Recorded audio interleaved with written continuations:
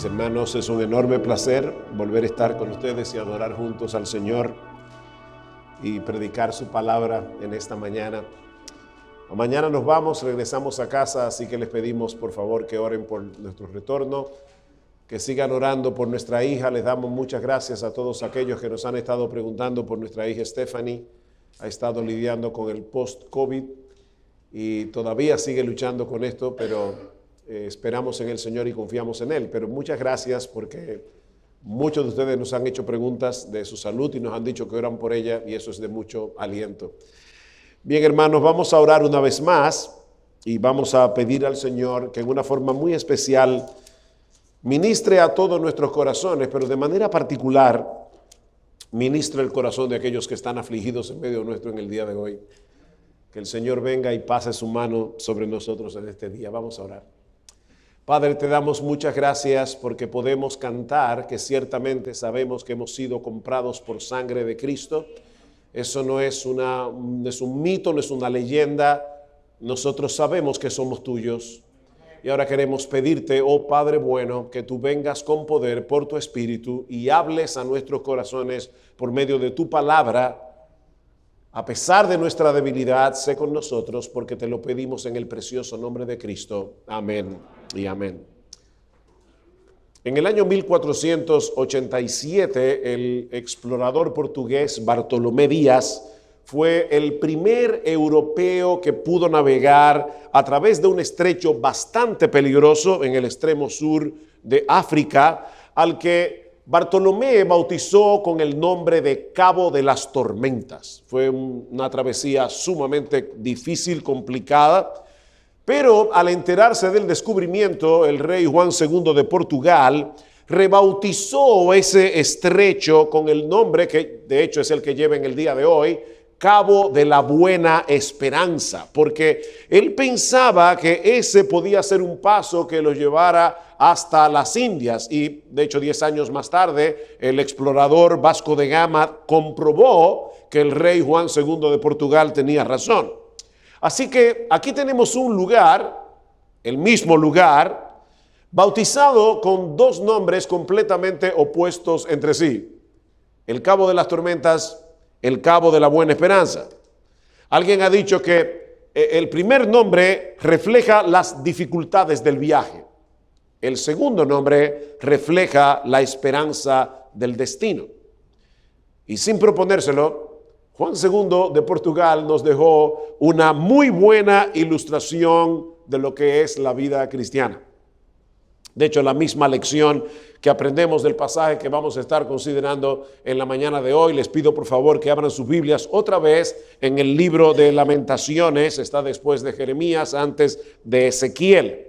Este libro consiste en una serie de 5 poemas de lamentos, escritos por el profeta Jeremías luego de la destrucción de Jerusalén por manos de Nabucodonosor, rey de Babilonia, en el año 586 antes de Cristo. Y por cierto, hablando de fechas, pensé que iba a aprovechar esta segunda oportunidad para aclarar que yo no fui a Cuba en el año 1975, sino en el año 1995. Simplemente me equivoqué por 20 años. Pero bueno, Nabucodonosor destruyó Jerusalén en el año 586 antes de Cristo. Durante muchos años el Señor había estado llamando a la nación al arrepentimiento a través de sus profetas, pero el pueblo, como hacen muchos en el día de hoy, decidió cerrar su corazón a la voz de Dios hasta que fue muy tarde. La devastación de Jerusalén, el cautiverio babilónico, es uno de los episodios más terribles de la historia de Israel en el Antiguo Testamento. Si alguna vez ustedes han visto fotos de Berlín o fotos de Dresde después del ataque de los aliados en la Segunda Guerra Mundial, ustedes van a poder tener una idea de lo que Jeremías estaba contemplando luego de que los babilonios pasaran por Jerusalén. En los capítulos 1 y 2 del libro, Jeremías nos presenta el lamento desde la perspectiva del pueblo.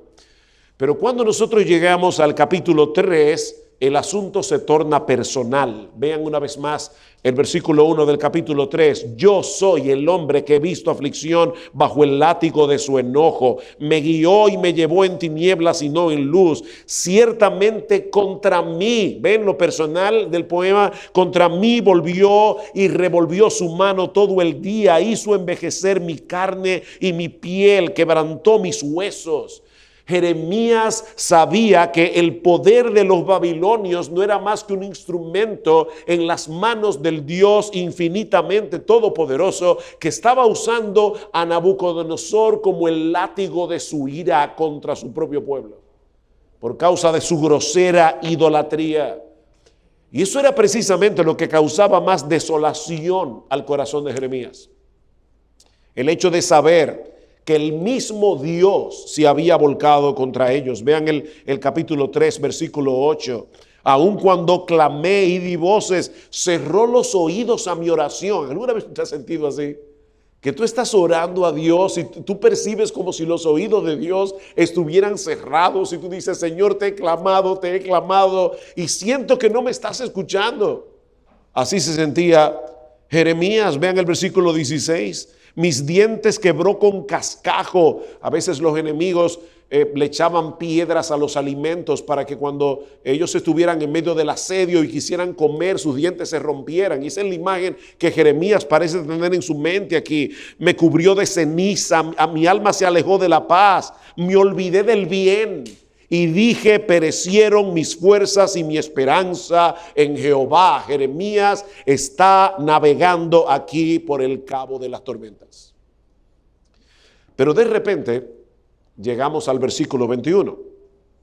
Y de una forma muy abrupta, el panorama cambia completamente. Esto recapacitaré en mi corazón y por lo tanto esperaré. El cabo de las tormentas se convierte de repente en el cabo de la buena esperanza. Voy a esperar y obviamente esperar en Dios. Y nos preguntamos qué es lo que ha pasado aquí, porque las circunstancias de Jeremías siguen siendo las mismas. Nada ha cambiado, pero él ha cambiado. Es Jeremías el que ha cambiado. Jeremías ha tomado la decisión de contemplar este panorama de desolación a través del carácter de Dios, a través de los atributos de Dios y no a través de las circunstancias, que es lo que lamentablemente hacemos nosotros constantemente. En otras palabras, su teología cambió su perspectiva, lo que él sabía de Dios, lo que él conocía de Dios.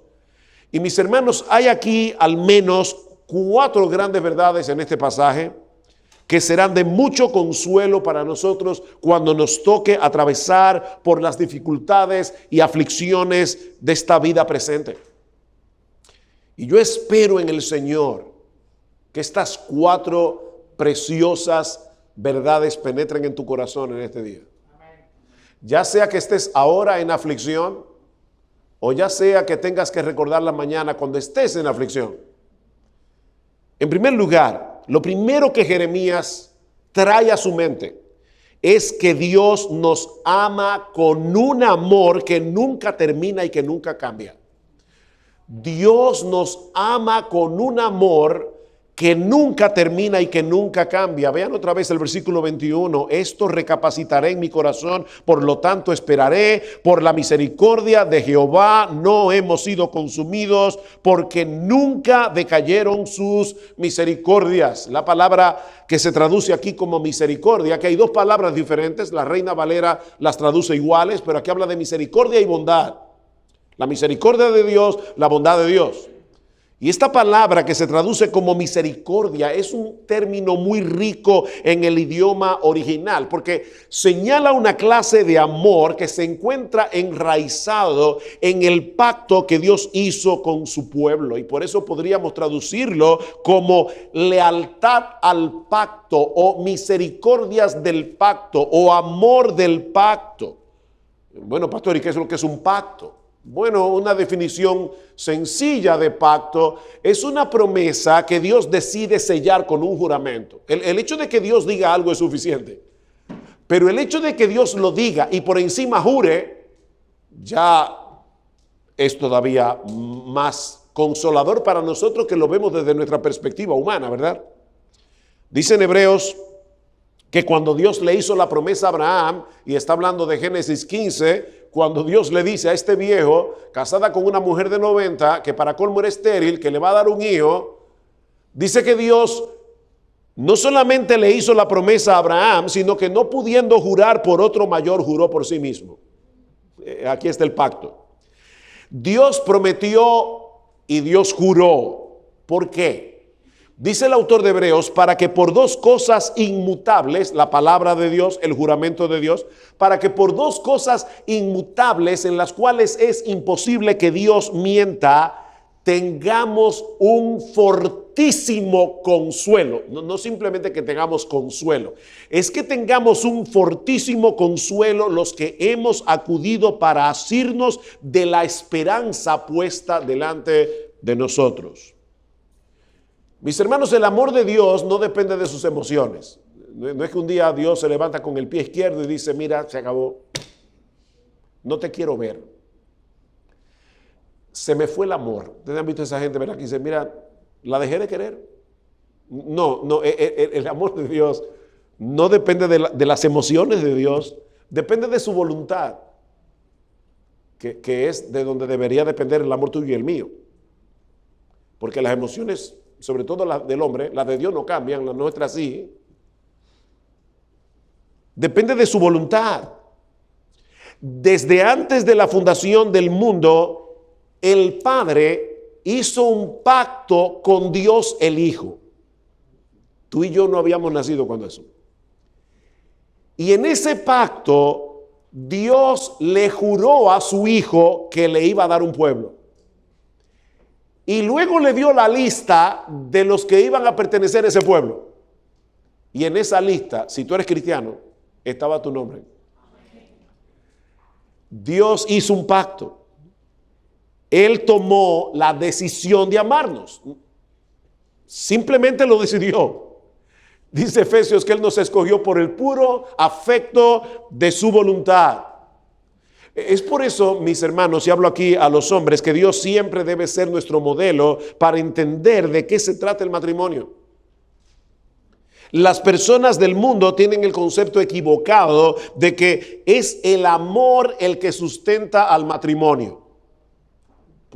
Pero es exactamente al revés. Es el pacto matrimonial el que debería sustentar tu amor. Es el pacto matrimonial. Yo debo amar a mi esposa porque hace 40 años, el día de mi boda, yo hice una promesa. Delante de Dios y delante de los hombres. Yo prometí amarla con un amor incondicional. Yo te tomo por esposa delante de nuestro Dios y prometo serte fiel y amarte en los sufrimientos y gozo, en pobreza y abundancia, en salud y enfermedad. Yo prometo amarte y alegrarte como tu compañero hasta que la muerte nos separen. ¿Cuántos sí condicionales habían allí? Ninguno. Yo no le dije, yo prometo amarte siempre y cuando. No, el siempre y cuando no aparece allí. Lo que pasa es que el día de la boda uno promete de todo. No hay sí condicional. Bueno, lo que hizo Dios desde antes de la fundación del mundo es que Él vio a su pueblo y Él prometió amarlo. Dios lo prometió. Y por si todo eso fuera poco, luego juró por sí mismo que Él cumpliría su promesa. Es por eso que las misericordias del Señor jamás terminan, porque no dependen ni de ti ni de mí, dependen de Él. Dependen de Él, enteramente de Él. Ahora, debo meterme necesariamente en un asunto aquí gramatical, porque hay una variación en la traducción de este versículo entre la Reina Valera del 60 y los que tienen la Biblia de las Américas. Y las dos traducciones gramaticalmente son posibles. La Biblia Reina Valera lo traduce por la misericordia de Jehová no hemos sido consumidos. La Biblia de las Américas dice que las misericordias del Señor jamás terminan. O sea, la Reina Valera, ¿desayunaron esta mañana? ¿Están despiertos? La Reina Valera relaciona el verbo consumirse con el pueblo de Dios. Por la misericordia del Señor, nosotros, el pueblo de Dios, no hemos sido consumidos. La Biblia de las Américas relaciona el verbo consumirse con la misericordia del Señor. Las misericordias del Señor no se consumen. Las misericordias del Señor jamás terminan. Vuelvo y reitero, ambas traducciones son posibles. No voy a explicar el porqué de la variación. Ambas expresan una verdad bíblica. Dios le dice a su pueblo en el libro del profeta Malaquías, porque yo, Jehová, no cambio, por eso, hijos de Jacob, no habéis sido consumidos. Ahí está la verdad de la Reina Valera. Así que cualquiera de las dos traducciones expresa una idea correcta. Sin embargo, y no soy dogmático al respecto, pero pienso que el contexto favorece conectar el verbo con las misericordias del Señor, como hace la Biblia de las Américas. Noten otra vez, voy a leer, si lo leen de esa manera, sus misericordias jamás terminan porque nunca decayeron sus bondades. ¿Ven? Porque nunca fallan sus bondades. Recuerden que aunque la palabra aquí es misericordia, es un término distinto en hebreo. Esta palabra en el original está relacionada con el vientre de una mujer. Y lo que quiere decir es que así como las mujeres cuidan con tanta ternura el fruto de su vientre, o al menos así debiera ser, Dios cuida con ternura a cada uno de los suyos como si lo llevara en su vientre. Esa es la idea. De modo que estas dos palabras, misericordias y bondades, apuntan hacia dos realidades distintas del amor de Dios que se complementan entre sí. La primera resalta la fidelidad de Dios a su pacto. Él decidió amarnos, Él prometió amarnos, Él juró que nos amaría. Y por eso sus misericordias nunca terminan. La segunda palabra resalta la ternura, la compasión de ese amor, como el amor de una madre. Su amor es constante y su amor es tierno a la vez. Su amor es constante y su amor es tierno a la vez. ¿Saben que yo creo que nosotros todos tenemos una imagen tan distorsionada de Dios? Nosotros a veces nos sentimos como que Dios nos persigue como si fuéramos malhechores, a quienes Él quiere atrapar para darles un castigo. Aún los creyentes, me refiero a los creyentes. ¿Ustedes recuerdan la parábola del hijo pródigo? Cómo el padre corrió para encontrarse con su hijo. Para darle una buena reprensión, ¿verdad? Por todo lo que el hijo había hecho. El hijo había desperdiciado la fortuna familiar, el hijo había vivido una vida, había desperdiciado su vida y por supuesto el padre corrió para decirle, pero ven acá, ahora es que tú vienes aquí a la casa después que lo perdiste todo. No, el padre corrió para abrazarlo. Mis hermanos, Dios nos persigue y Dios corre tras nosotros, pero no es para nuestro mal. Es para nuestro bien. Él no nos persigue como malhechores, sino como hijos. Él decidió amarte. ¿Sabes por qué? Porque Él decidió amarte. Tendré misericordia del que yo tenga misericordia. Me compadeceré del que yo me compadezca. Dios te ama porque Él decidió hacerlo. Simplemente por eso. Desde antes de la fundación del mundo. Su amor por ti es eterno. Y por eso depende enteramente de Él, no de ti. Es ahí donde debe estar enraizada nuestra paz, aún en medio de circunstancias difíciles. Yo sé que Dios me ama. No son las circunstancias las que muestran el amor de Dios. No, es que Dios me ha dicho que me ama y Él me ama porque Él no miente. Pero hay otra razón en nuestro texto para mantener la esperanza en medio de circunstancias desesperadas. Y es el hecho de que Dios renueva sus misericordias y sus bondades en nuestras vidas cada mañana. Cada mañana. ¿Qué dice el versículo 23? Nuevas son cada mañana. Grande es tu fidelidad. Nuevas son cada mañana.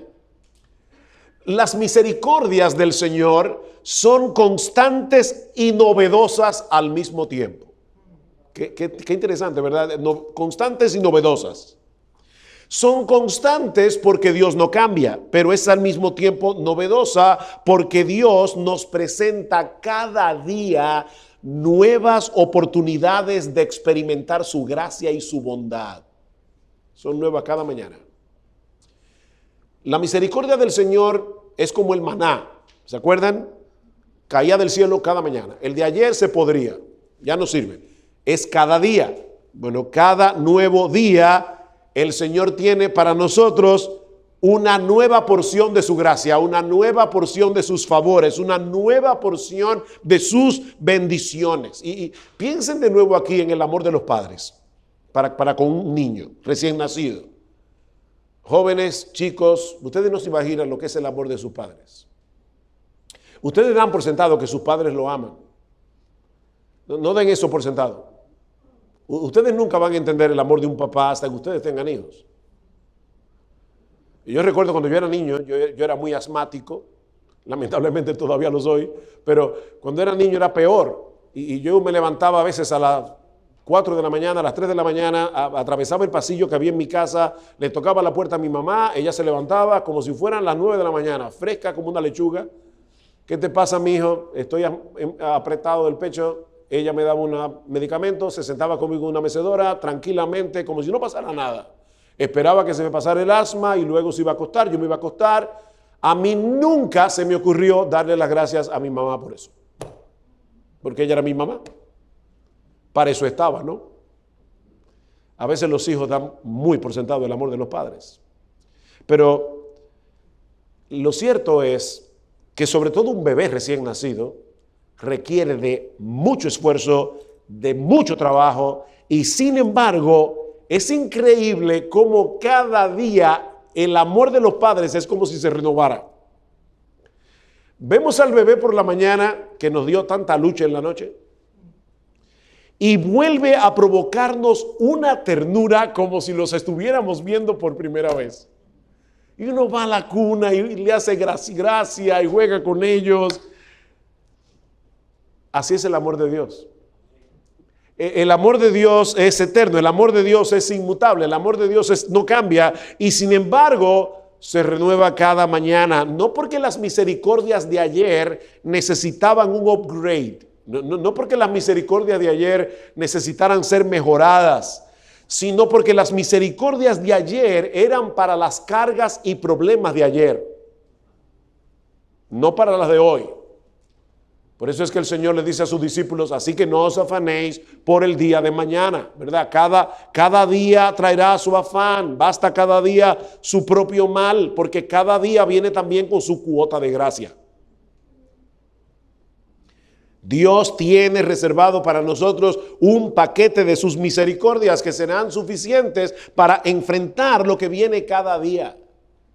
¿No es verdad, mis hermanos, que a veces nosotros nos hemos vuelto en un problema que pensamos que ya no vamos a salir de ahí? Y aquí estamos sentados y cuerdos. Es la misericordia del Señor. Así que no te afanes por el día de mañana, ni esperes en el día de hoy las fuerzas que vas a necesitar mañana o que vas a necesitar dentro de 5 años. Confía en el hecho de que cada día de tu vida, el Dios que te salvó de pura gracia por medio de Cristo estará al lado tuyo cuidando de ti. Hoy, mañana, pasado mañana, dentro de 10 años, si estamos aquí todavía. Y proveyéndote las misericordias que tú vas a necesitar cada día. Eso es lo que nos expresa ese precioso himno tan conocido que cantamos en nuestras iglesias.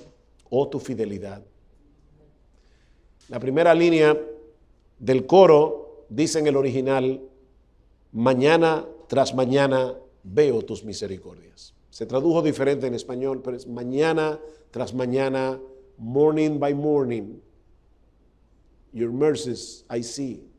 Ven, yo veo cada mañana tus misericordias. Y tú te puedes levantar mañana con esa confianza. Y pasado mañana. Y dentro de una semana. Y hasta que estés sano y salvo en la presencia del Señor. Porque no habrá un solo día en el que Dios deje de cumplir su promesa. Amén. Un solo día. Ninguno de nosotros aquí sabe con certeza lo que va a suceder mañana. No tenemos la menor idea de las tentaciones que vamos a enfrentar.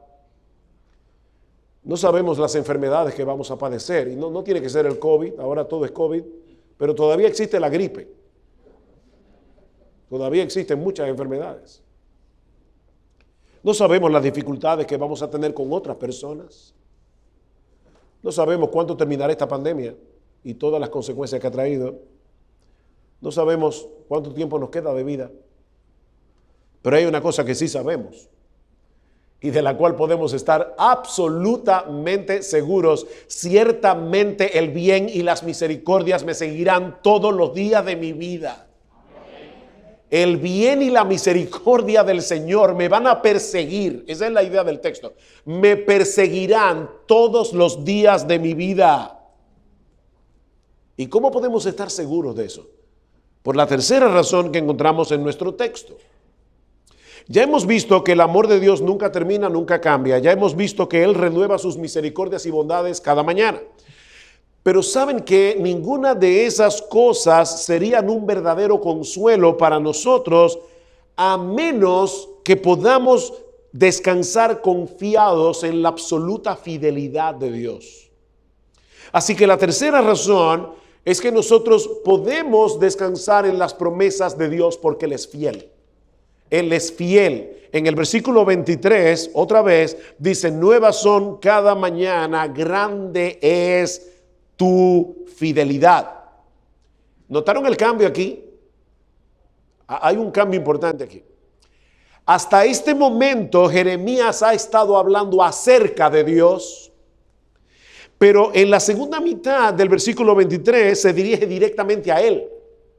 En una exclamación de alabanza, es decir, repentinamente su teología se convirtió en doxología. Doxología es una palabra de alabanza. Grande es tu fidelidad. Ya Dios no está, Jeremías, no está hablando acerca de Dios, él está hablándole a Dios, él está alabando a Dios. Mi amado hermano, si tu teología no te lleva a alabar a Dios, todavía es una teología defectuosa. Porque la teología debe llevarnos a la alabanza. La palabra fidelidad significa firmeza, constancia, confiabilidad.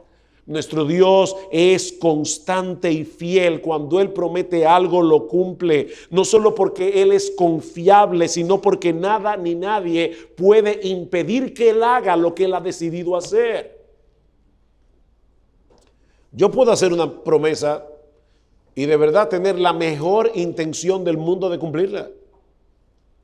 Pero un montón de cosas pueden ocurrir que se interpongan en mis planes y no voy a poder cumplir lo que prometí. De hecho, eso ha pasado muchas veces en mi vida. Pero a Dios nunca le ocurre eso. Él es veraz, pero también es soberano. Él es veraz. Cuando Él dice, Él quiere decir lo que dice, pero también es el Todopoderoso. Él puede cumplir lo que promete. No existe nada ni nadie que pueda frustrar sus planes. Él es absolutamente confiable todo el tiempo, en toda circunstancia. Nuestro Dios es fiel en medio de la aflicción. Conozco, oh Jehová, que tus juicios son justos y que conforme a tu fidelidad me afligiste. ¿Ven? Dios es fiel cuando aflige, porque Él siempre tiene un propósito. Y su propósito es bueno, es santo. Nuestro Dios es fiel en medio de la tentación. No os ha sobrevenido ninguna tentación que no sea humana, pero fiel es Dios. Fiel es Dios, que no os dejará ser tentados más de lo que podéis resistir. Juntamente con la tentación, Él ya ha dado la salida. Huye por ella. Dios es fiel. Nuestro Dios es fiel en perdonar. Cuando venimos a Él en arrepentimientos y confesamos nuestros pecados, Él es fiel y justo para perdonar nuestros pecados y limpiarnos de toda maldad. Ya Cristo pagó por todos nuestros pecados. Y como Dios es fiel, cuando yo vengo delante de Él, Dios sabe que ya ese pecado fue pagado en la cruz. Dios es fiel en perdonar nuestros pecados. Y de paso, déjame decirte algo, el diablo es muy cruel. Cuando un creyente peca y viene delante del Señor y le pide perdón, Satanás lo sigue acusando porque él es el acusador de los hermanos. Y él te va a decir, ahora después que tú hiciste esto y esto y esto, ahora tú vienes delante de Dios y tú crees que porque le pediste perdón, Él te va a perdonar. Y muchas veces nosotros pedimos perdón, pero no nos sentimos perdonados. ¿O es a mí el único que me pasa eso? Sin embargo, lo glorioso de este asunto es que el que yo sea perdonado no depende de que yo me sienta perdonado. El que yo sea perdonado depende de la fidelidad de Dios. Así que me sienta o no me sienta perdonado, Dios me perdonó. Y yo tengo que decirle a mi alma, no me sigas acusando, yo pedí perdón y Dios prometió perdonar. Y Él es fiel y justo para perdonar nuestros pecados y para limpiarnos de toda maldad. Eso depende de Cristo, no depende de cómo yo me sienta. Nuestro Dios es fiel, es absolutamente fiel. Sobre todo, es fiel a su propósito de hacernos semejantes a Jesús. Dios se propuso hacernos semejantes a Jesús. Él es un gran escultor y Él va a plasmar en ti y en mí la imagen de Jesús. En cierta ocasión alguien le preguntó al famoso escultor renacentista Miguel Ángel, le dijo, wow, yo no sé cómo tú puedes tomar un bloque de mármol y sacar de ese bloque un caballo. Y él dijo, es muy fácil, yo tomo un cincel, un martillo y le quito todo lo que no se parece al caballo. Bueno, déjame decirte algo, Dios tiene un cincel en su mano para quitarte todo lo que no se parece a Cristo en ti. Y Él es fiel. Una vez quisiera decirle, Señor, no me ames tanto, déjame rústico. No, es que Dios es fiel. Él es fiel. ¿Saben que lo más hermoso que habrá en el cielo es Jesús? Lo más glorioso que habrá en el cielo es Cristo. Olvídate de las puertas de perlas, debe ser fantástico ver una puerta de perlas. Olvídate de la calle de oro. Eso es nada en el cielo. Lo que es hermoso en el cielo es Jesucristo. Ahora, lo segundo más glorioso que tú vas a ver en el cielo es que todos los otros cristianos, incluyéndote a ti, vamos a ser igualito a Él.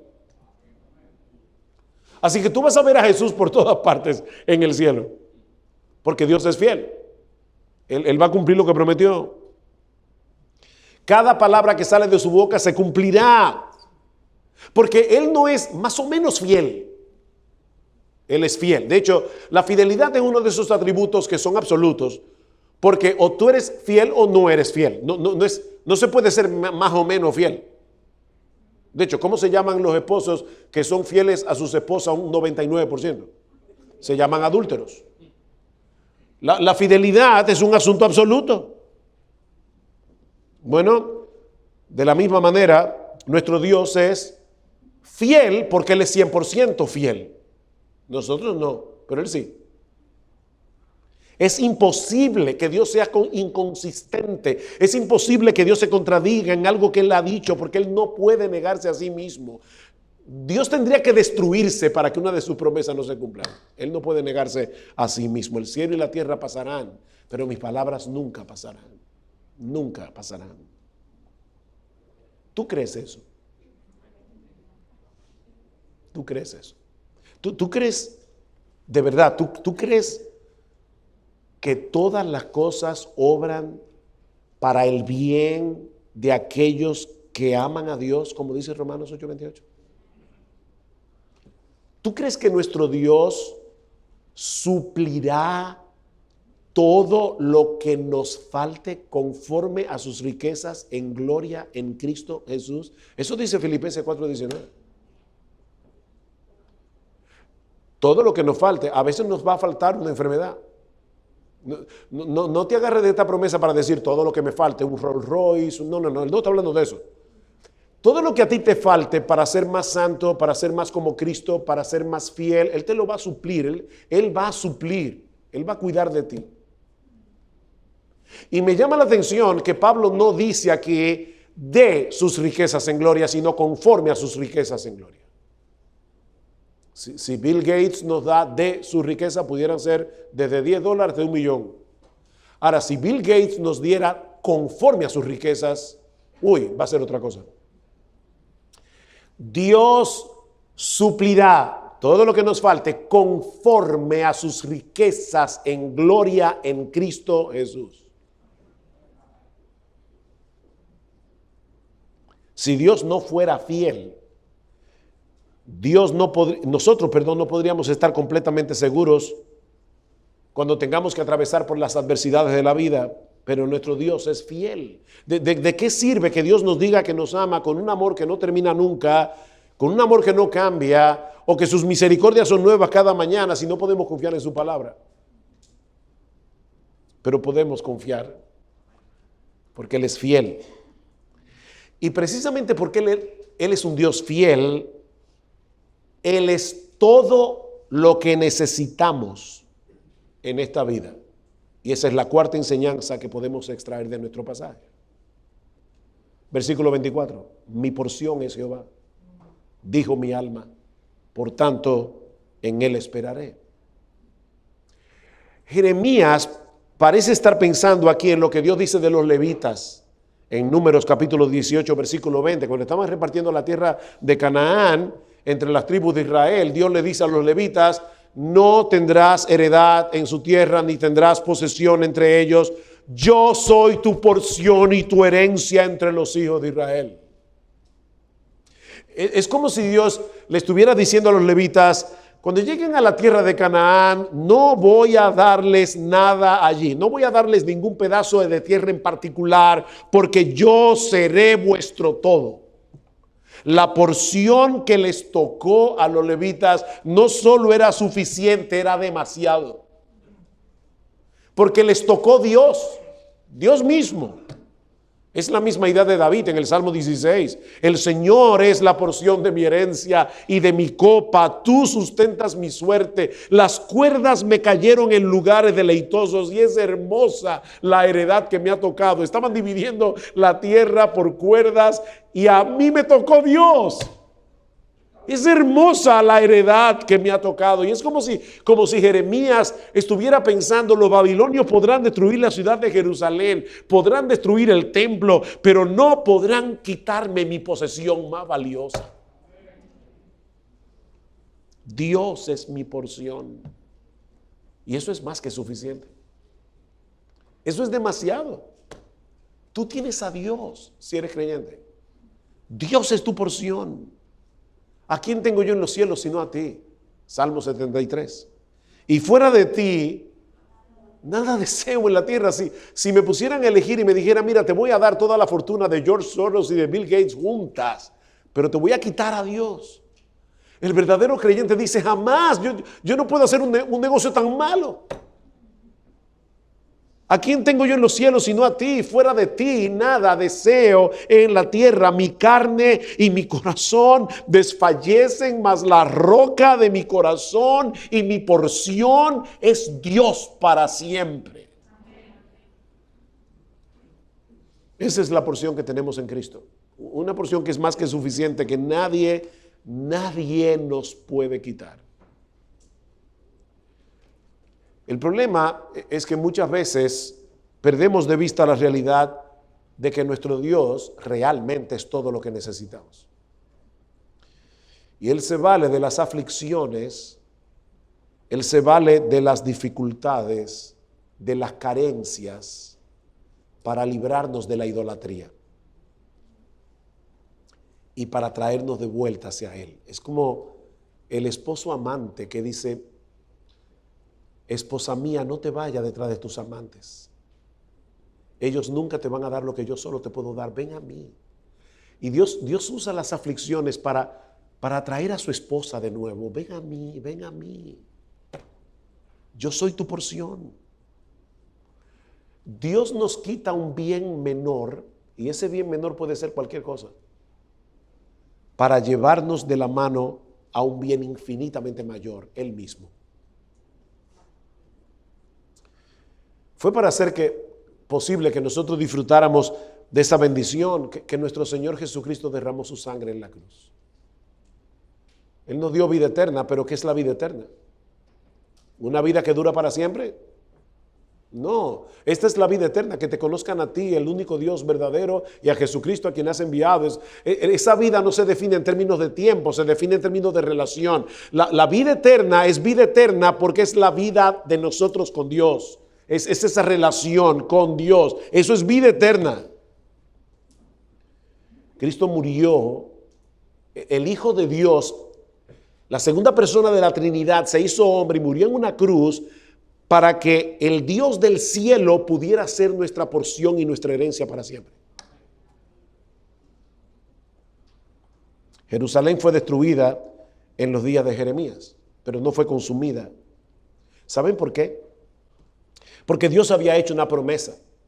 La promesa de que en la simiente de Abraham, Cristo, serían benditas todas las familias de la tierra. Israel merecía ser exterminada, pero si Dios hubiera hecho eso, no habría podido cumplir lo que le había prometido a Abraham.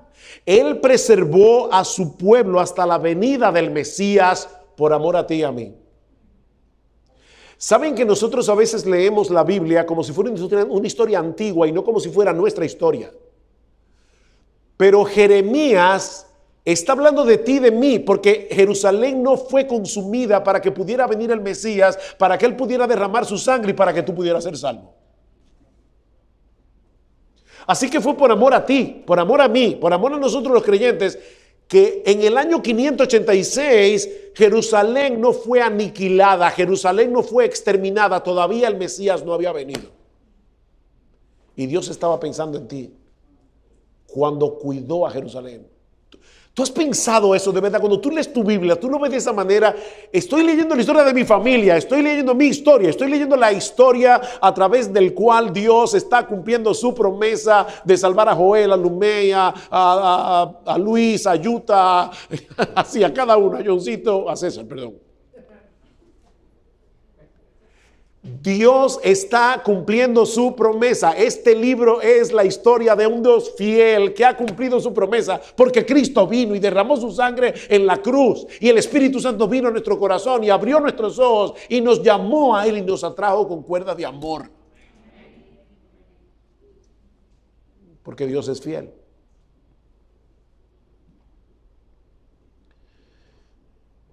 Precisamente porque Él es un Dios fiel, era imposible que pasara por alto nuestros pecados sin que su justicia quedara satisfecha.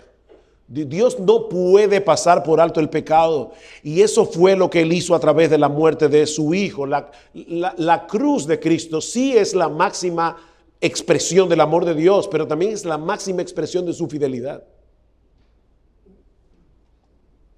Es por causa de Él que todas las promesas de Dios, por causa de Cristo, que todas las promesas de Dios son nuestras, porque nosotros estamos en Él, nuestras vidas están escondidas en Cristo. Él es el receptor por excelencia de las promesas de Dios y nuestras vidas están escondidas en Él. Así que ahora Dios nos ve como Él ve a su Hijo.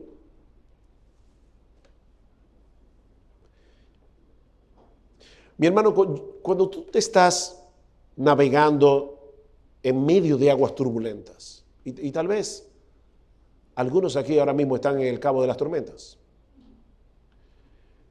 ¿eres intencional en traer a tu mente las promesas de Dios de modo que puedes cantar: grande es tu fidelidad, aun cuando el mundo parece estar cayéndose a pedazos a tu alrededor?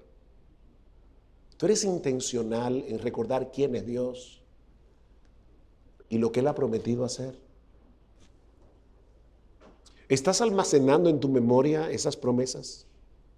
Están aquí. ¿Estás almacenando estas promesas? Mi hermano, tus circunstancias no son Dios. Tus circunstancias no son Dios. Dios es Dios. Y Él es bueno, misericordioso, inmutable y fiel.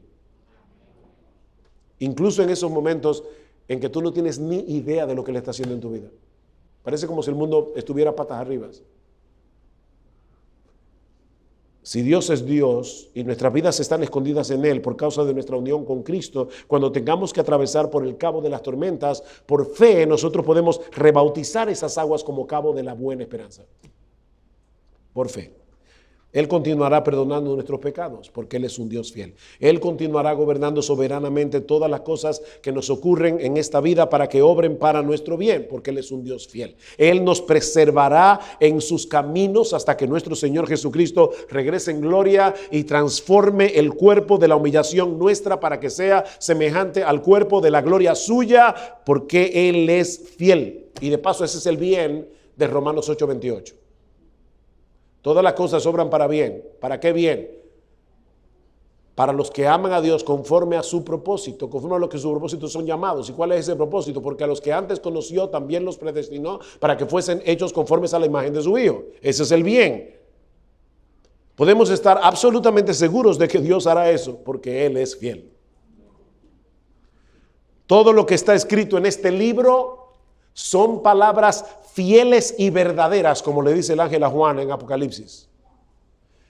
Oh, mis hermanos, que el Señor nos conceda traer estas verdades a nuestras mentes cuando tengamos que atravesar por el cabo de las tormentas. En esta vida es imposible llegar al cielo sin atravesar por ese estrecho. Nadie puede evadir ese estrecho. Nadie. Los pobres, los ricos, los americanos, los cubanos, los chilenos, los peruanos. Es que nadie puede tomar por otra ruta. La ruta que lleva al cielo pasa por el cabo de las tormentas.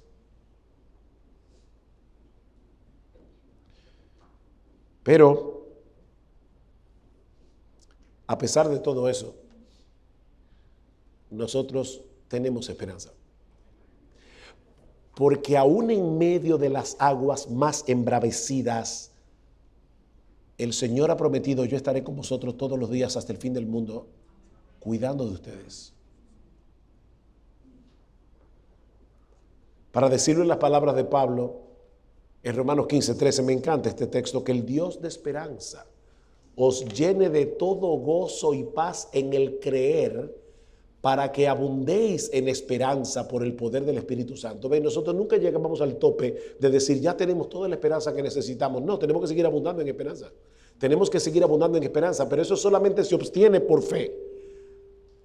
Para que el Dios de esperanza os llene de todo gozo y paz en el creer. ¿Ven? En el traer por la fe las promesas de Dios. Pero yo soy tan débil que hasta para eso necesito el poder del Espíritu Santo. Pablo termina en el poder del Espíritu Santo.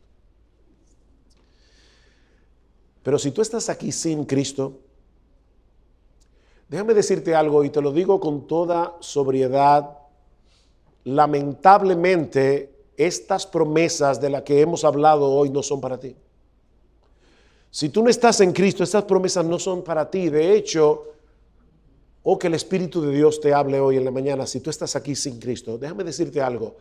Todas las tormentas que tú has atravesado en esta vida y que todavía te quedan por atravesar no serán ni sombra cuando tú tengas que enfrentarte delante del tribunal de Dios a dar cuenta por tus pecados. Ahí llegarás al verdadero cabo de las tormentas, porque Dios es fiel. Él es fiel cuando promete, pero Él es fiel cuando advierte. Dice la Escritura que todas las cosas están desnudas y abiertas ante los ojos de aquel a quien nosotros tenemos que darle cuentas.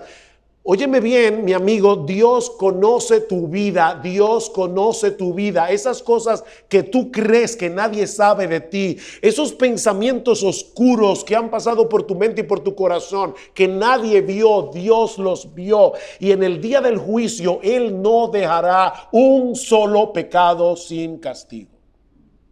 Porque Él es fiel, Él es justo.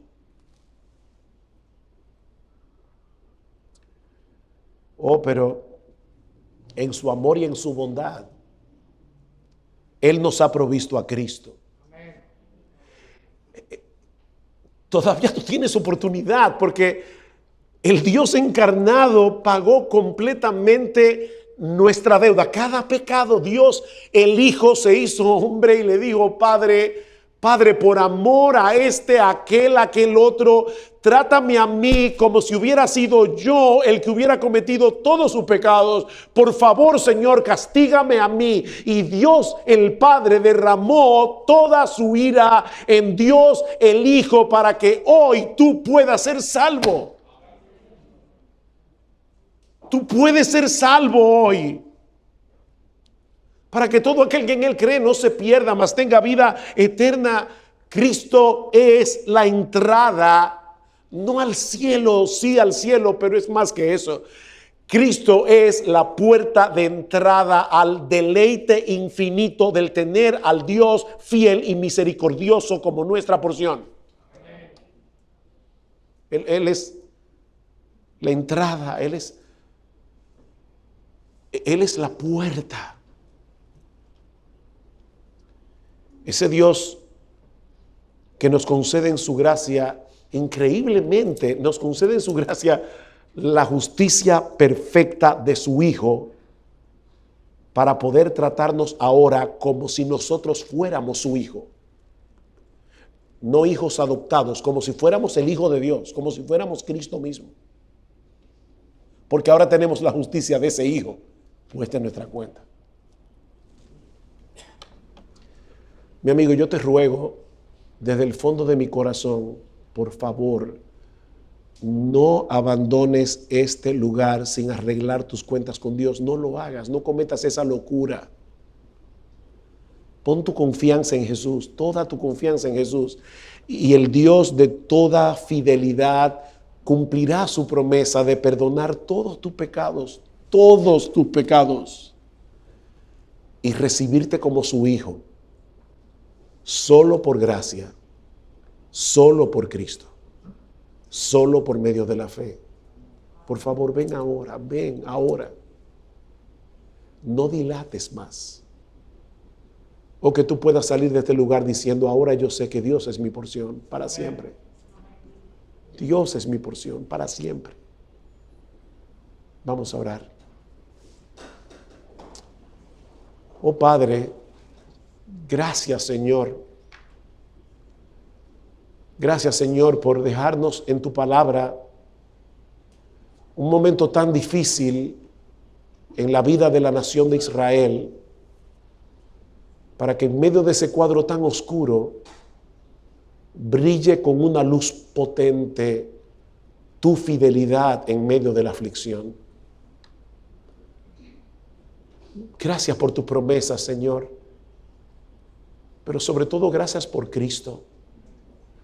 Porque si no fuera por Él, si no fuera por su sangre derramada en la cruz, tus promesas no serían nuestras promesas. Padre, yo sé que hay hermanos y hermanas aquí que están pasando dificultades y nosotros queremos rogarte por cada uno de ellos, Señor. Aplica tu palabra por tu Espíritu Santo. Lo que yo no puedo hacer como predicador, hazlo tú, Señor. Consuela sus almas. Enjuga sus lágrimas, Señor. Oh, que nuestros queridos hermanos aquí en Miami salgan alentados de este lugar, animados, sabiendo que tienen un Dios fiel, que se han venido a amparar bajo la sombra de tus alas. Señor, por favor, consuela sus corazones. Oh Padre, pero cuánta tristeza nos da pensar